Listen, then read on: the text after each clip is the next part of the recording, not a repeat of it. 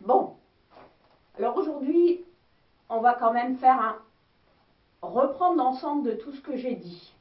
Donc, on a vu que l'esclavage était reproché à l'occidental blanc, que la colonisation, c'était mal que quand c'était l'occidental blanc.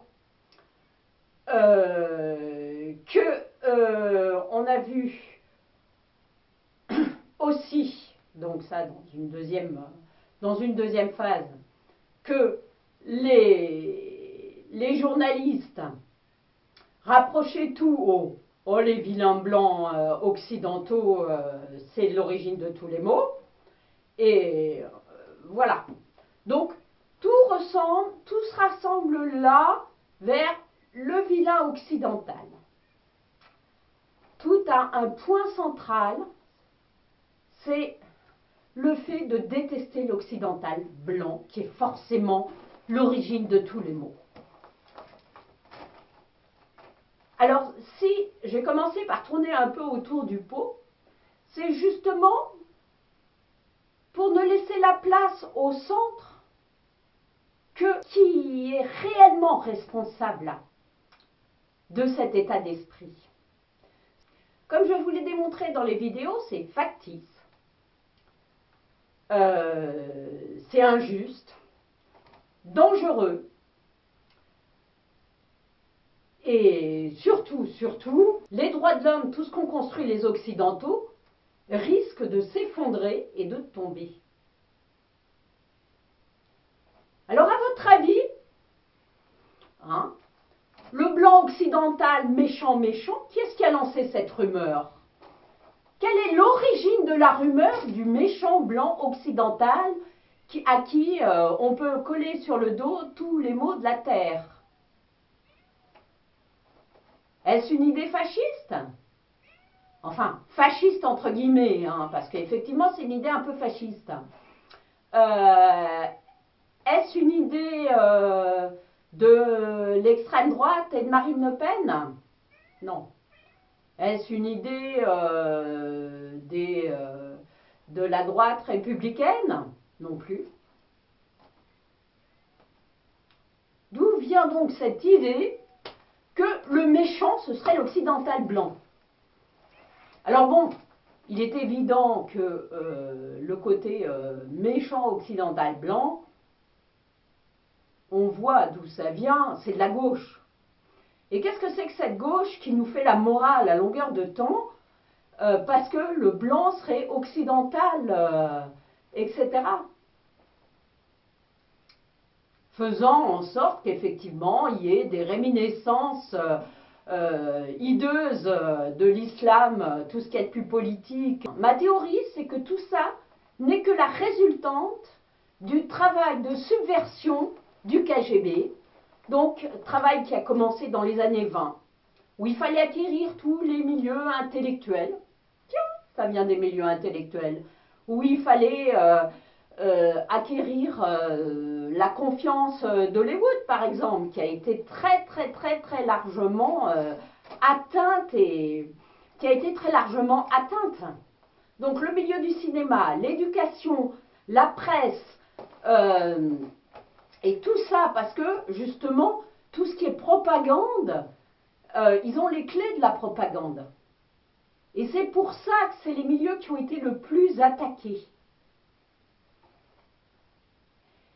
Et là-dessus, le KGB a fait un truc très malin, c'est-à-dire que bon, il a attaqué ces milieux-là, effectivement, pour que les Occidentaux se sentent tellement honteux qu'ils n'osent pas défendre ce qu'ils ont fait de bien.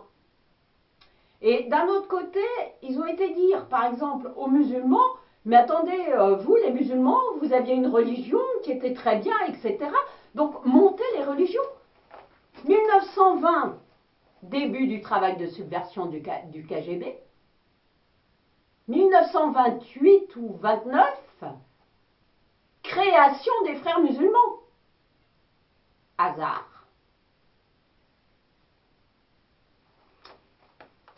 Il y en a d'autres, regardez.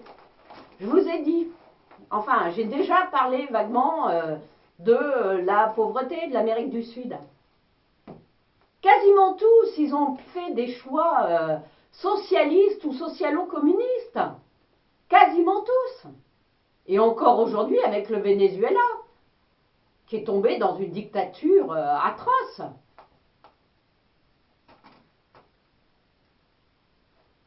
Les plus petits PIB, l'Algérie par exemple. Pourquoi l'Algérie s'en sort pas après la décolonisation? Mais c'est parce que c'est l'extrême gauche qui a poussé le FLN. Et qu'est-ce qui est arrivé au pouvoir? Un pouvoir socialiste.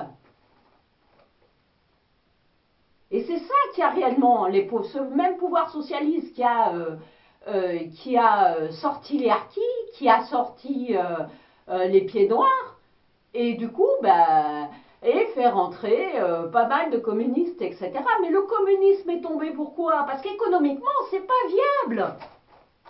À moins que ce soit parce que économiquement, c'est pas viable, mais qu'il soit pas réellement tombé et que la Russie compte bien un jour revenir au communisme.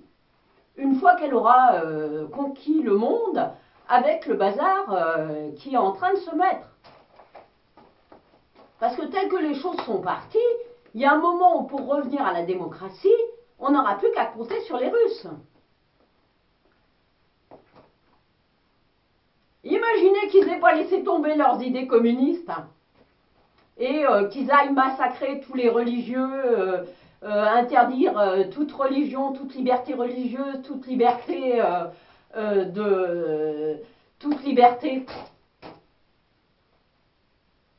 Imaginons quand même que la fin du bolchevisme, c'était juste reculer pour mieux sauter.